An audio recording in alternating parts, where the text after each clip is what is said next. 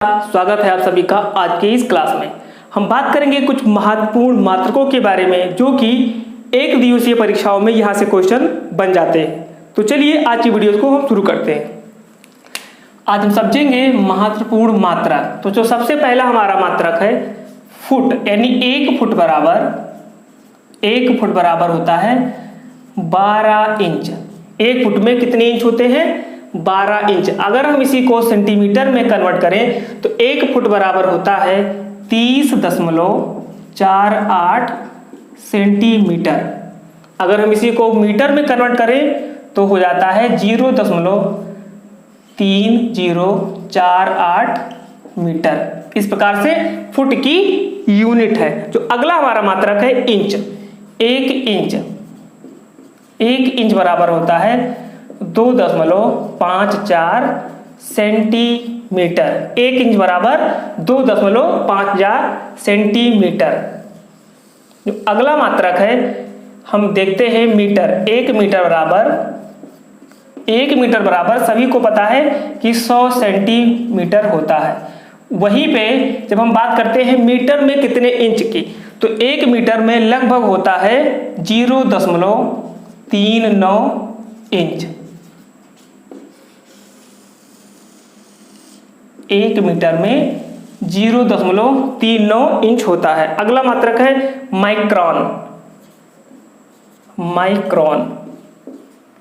यानी एक माइक्रोन, या इसी को हम बोलते हैं माइक्रोमीटर।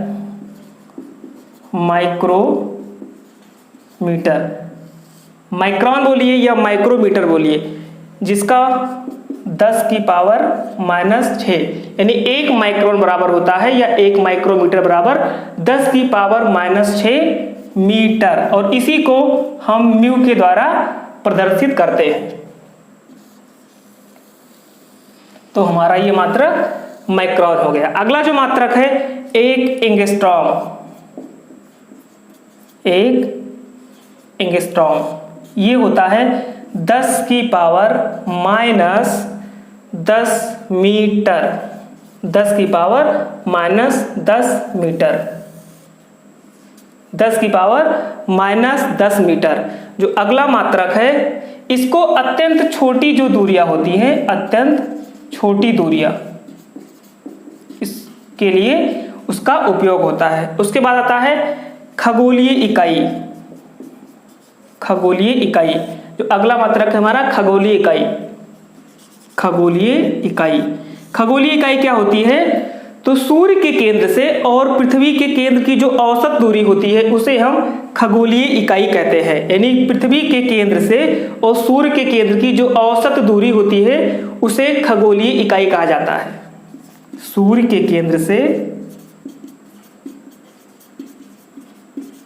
पृथ्वी के केंद्र तक औसत दूरी क्या होती है? खगोलीय इकाई होती है। और इसका जो मान होता है 1.495 गुणे 10⁻11 मीटर। बेहद ही इंपॉर्टेंट प्रश्न है कि खगोलीय इकाई का मान कितना होता है एक खगोलीय इकाई का, वहीं पे, और ये होता क्या है? तो सूर्य के केंद्र से पृथ्वी के केंद्र की जो औसत दूरी होती है वह होती है खगोलीय इकाई, और उसका जो मान होता है 1.495। अगला जो मात्रक है प्रकाश वर्ष भी दूरी मापने की इकाई होती है। कई बार पूछा गया एग्जाम में कि प्रकाश वर्ष क्या होता है, तो प्रकाश वर्ष क्या होता है? दूरी मापने की इकाई। प्रकाश वर्ष बराबर क्या होता है? एक प्रकाश वर्ष बराबर होता है 9.46 गुणे 10⁻15 मीटर। अगला जो मात्रक है दूरी मापने की, वह भी इकाई है जो कि दूरी मापने की सबसे बड़ी इकाई, जिसे हम कहते हैं पारसेक। एक पारसेक बराबर होता है 3 गुणे 10⁻16 मीटर। एक पारसेक बराबर होता है 3 गुणे 10⁻16 मीटर। बेहद इंपॉर्टेंट है। दोनों प्रकाश वर्ष और पारसेक जो होता है दूरी मापने की इकाई होती है, जो कि लंबी दूरियों को मापने का कार्य करती है। जो अगला मात्रक है हमारा डाप्सन। डाप्सन के द्वारा क्या मापा जाता है?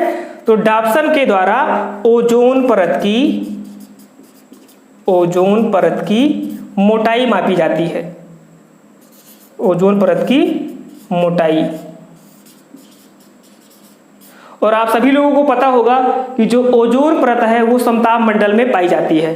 तो ओजोन परत की जो मोटाई है वो डाप्सन यूनिट में मापी जाती है। जो अगला मात्रक हमारा है बैरल।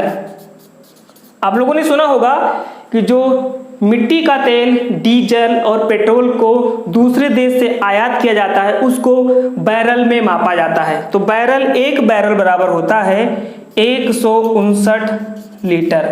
एक बैरल बराबर होता है 159 लीटर। जो अगली हमारी इकाई है क्यूसेक। क्यूसेक के द्वारा हम धारा की जो प्रवाह होती है उसको मापते हैं। तो यानी नदियों की जो प्रवाह होती है उसको हम क्यूसेक के द्वारा मापा जाता है, या तो हम कह सकते हैं प्रवाह मापने की इकाई। प्रवाह मापने की इकाई क्यूसेक के द्वारा प्रवाह को मापा जाता है। जो नदियों की प्रवाह होती है उसी को क्यूसेक के द्वारा मापा जाता है। अगला हमारा है जूल। जूल के द्वारा जूल जो है कार्य और ऊष्मा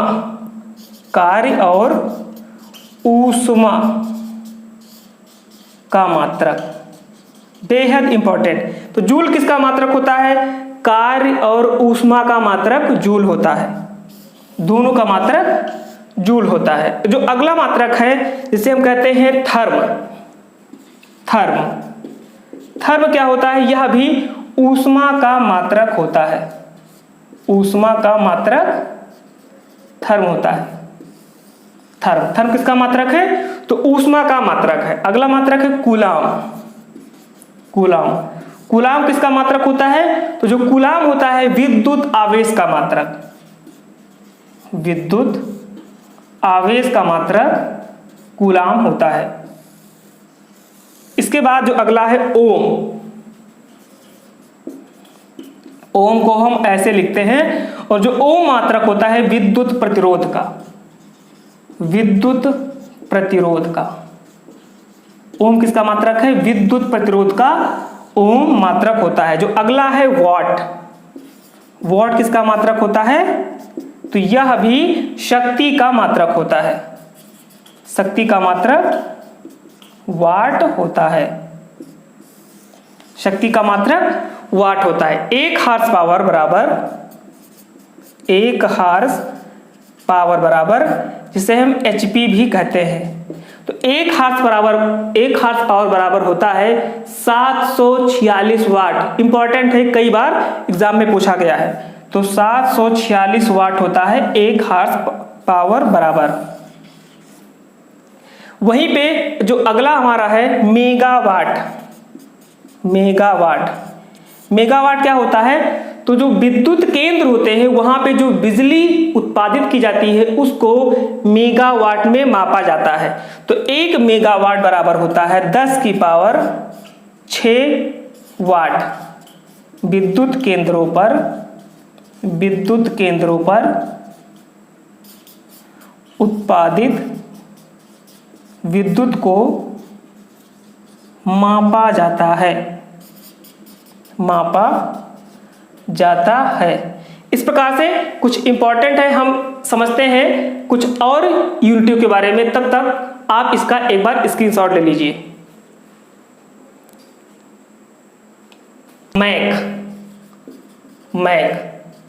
मैक क्या होती है? तो जो अति तीव्र चाल होती है उसको हम मैक के द्वारा मापते हैं। तो अति तीव्र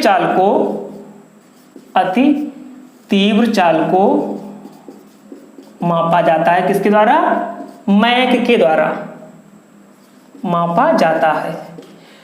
अगर किसी की चाल 1 मैक से अधिक है तो हम उसे कहते हैं सुपरसोनिक। सुपरसोनिक। जो भी लड़ाकू विमान होते हैं या जो मिसाइलें होती हैं उसे हम कहते हैं कि सुपरसोनिक मिसाइल या हाइपरसोनिक मिसाइल। तो उसकी स्पीड के अनुसार उसका नामकरण किया जाता है। तो अगर किसी मिसाइल या लड़ाकू विमान की जो चाल है वो 1 मैक से अगर अधिक है तो उसको कहते हैं सुपरसोनिक। वहीं पे अगर 5 मैक से अधिक है, 5 मैक से अधिक है तो हम उसे कहते हैं हाइपरसोनिक। हाइपरसोनिक, इस प्रकार से हम इसको समझ सकते हैं। मैक के द्वारा अति तीव्र चाल को मापा जाता है। बार किसका मात्रक होता है? तो दाब जो है, दाब का मात्रक बार होता है। तो 1 बार बराबर 10 की पावर 5 पास्कल होता है। 1 बार बराबर 10 की पावर 5 पास्कल होता है। यानी बार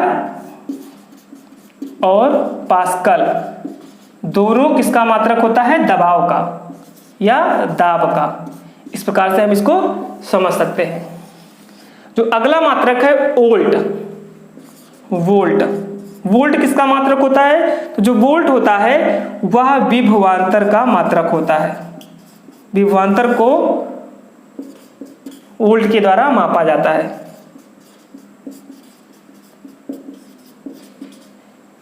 ये हो गया वोल्ट। तो इस प्रकार से मैक जो अति तीव्र चाल को मापा जाता है, 1 मैक से अगर किसी की अधिक चाल है तो सुपरसोनिक होती है। वहीं पे अगर 5 मैक से अधिक है तो वह हाइपरसोनिक कहलाती है। बार किसका मात्रक है? दाब का मात्रक है। 1 बार बराबर होता है 10 की पावर 5 पास्कल।